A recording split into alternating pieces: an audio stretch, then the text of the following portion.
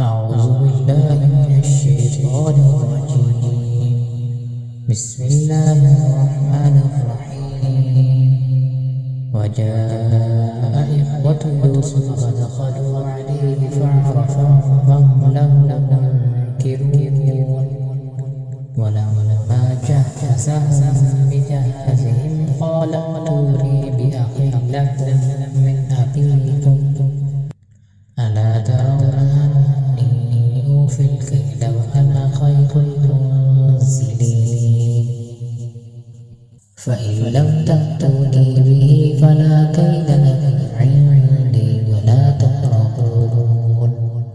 قالوا سنراود عنه أباه وإنا لفاعلون.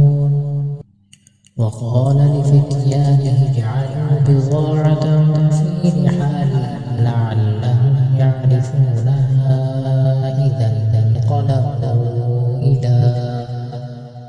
إذا انقلبوا إلى أهلهم لعلهم يرجعون.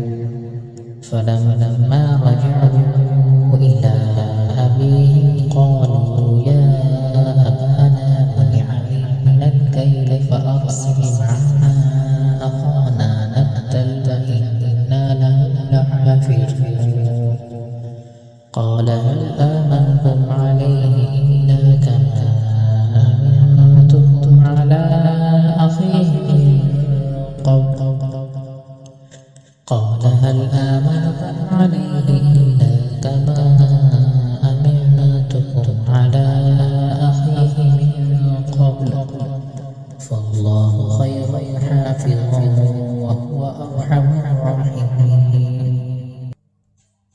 ولما فتحوا متاعهم وجدوا بضاعتهم ردت إليهم قالوا يا أبانا ما نبغي هذه بضاعتنا ردت إلينا ونمير أهلنا ونحفظ أخانا ونزداد كيل بعير ذلك كيل يسير.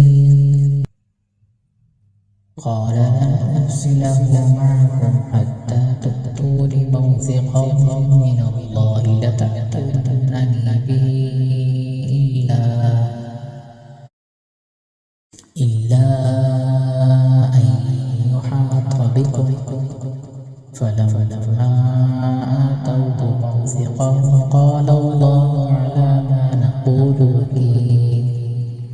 وقال يا بني لا تدخلوا من باب واحد وادخلوا من أبواب متفرقة وما أغني عنكم من الله من شيء إن الحكم إلا لله عليه توكلت وعليه فليتوكل المتوكلون.